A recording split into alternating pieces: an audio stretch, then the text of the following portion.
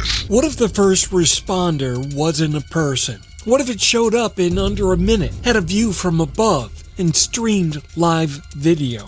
What if it was able to assess hazards and never once ask for backup? Welcome to the area where 911 doesn't just dispatch units, it launches responders. And if you think this is just future talk, think again, because it's already happening.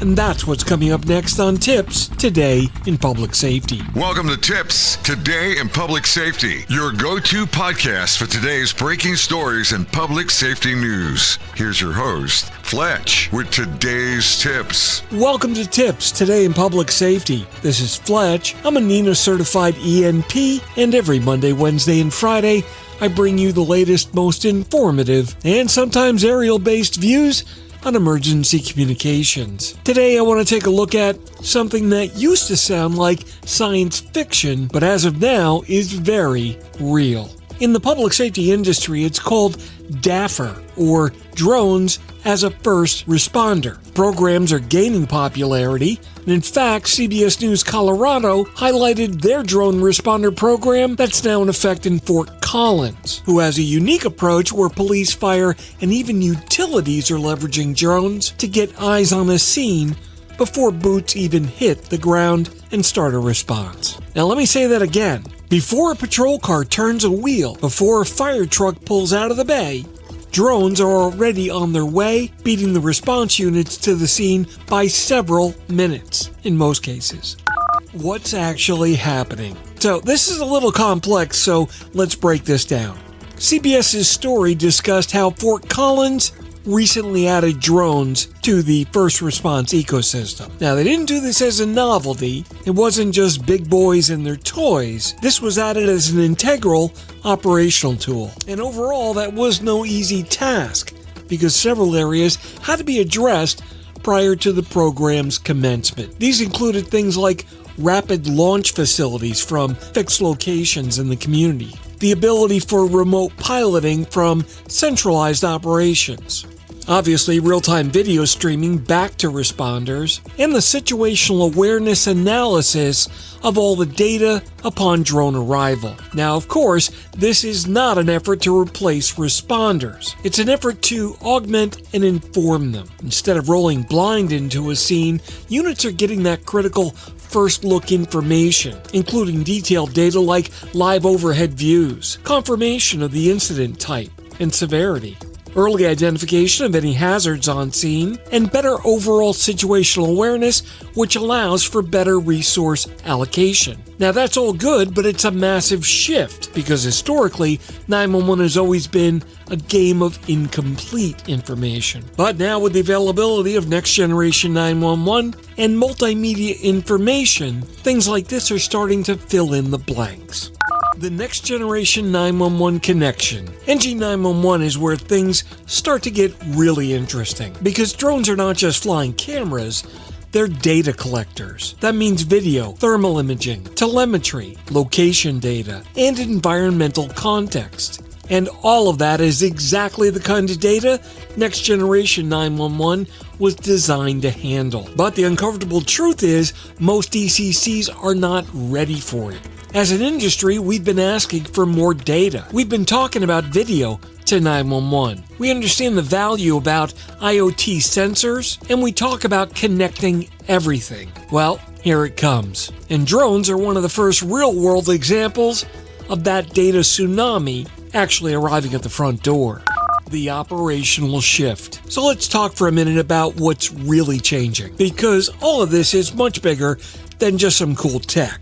This changes decision-making timelines. Instead of call comes in, dispatch, units respond, units assess, you now have call comes in, drone launches with units dispatched, scene is assessed, and unit response is adjusted accordingly. That's a completely different workflow, and it raises some real questions. First of all, who's watching that drone feed? Is it inside the ECC or somewhere else? How about the call taker? Do they see it? Or is the dispatcher analyzing it? And obviously, what's the AI role in analyzing all of that data in real time? Because once you have video, you don't just have video. You've introduced new interpretation problems, and that's where things can either get very powerful or very messy.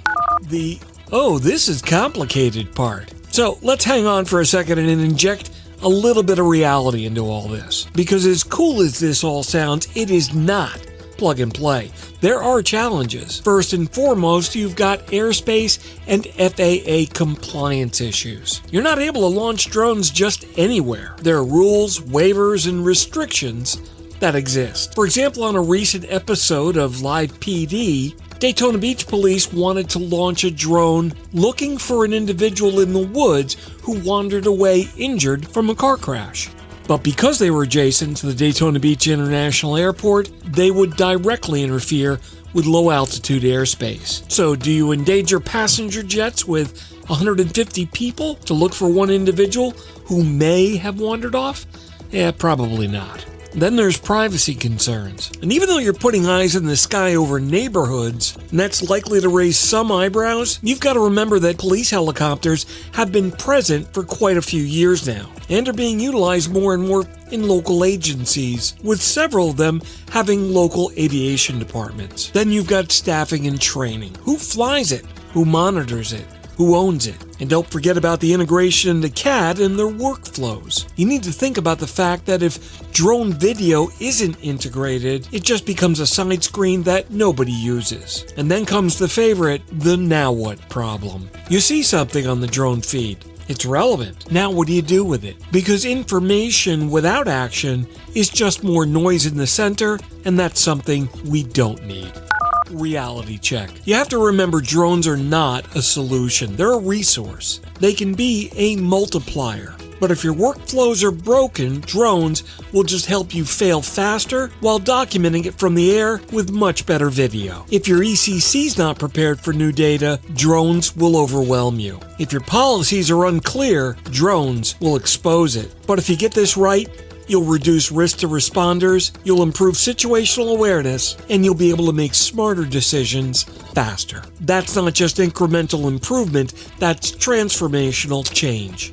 The bottom line. This story from CBS News Colorado is absolutely a cool local success story. It highlights a 90-second response time to over 90% of the community by drone. And they're boasting closure rates of up to 30% without any further response. You can't argue with those numbers, and when public safety is strapped for financial support, sometimes spending just a little on innovation helps you recoup a lot from your budget. But it also serves as a very important preview. A preview of what can happen when technology, policy, and operations actually align on something. Drones are becoming a first set of eyes on an incident, and the agencies that figure out how to integrate that into their NG911 ecosystem, well, they're going to have a serious advantage. The ones that don't, they'll be the ones trying to catch up while everybody else is already in the air.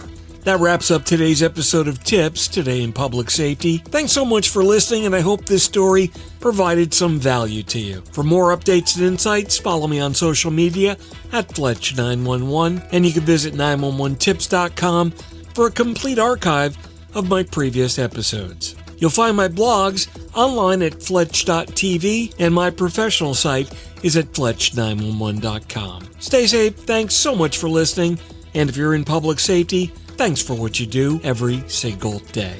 We'll see you next time. Take care. You've been listening to TiPS, Today in Public Safety, your go-to podcast for today's breaking stories and public safety news. Hosted by Fletch and available every Monday, Wednesday, and Friday. Catch past episodes on 911tips.com. Be sure to like and subscribe, and remember to join us each week for the latest on NG911.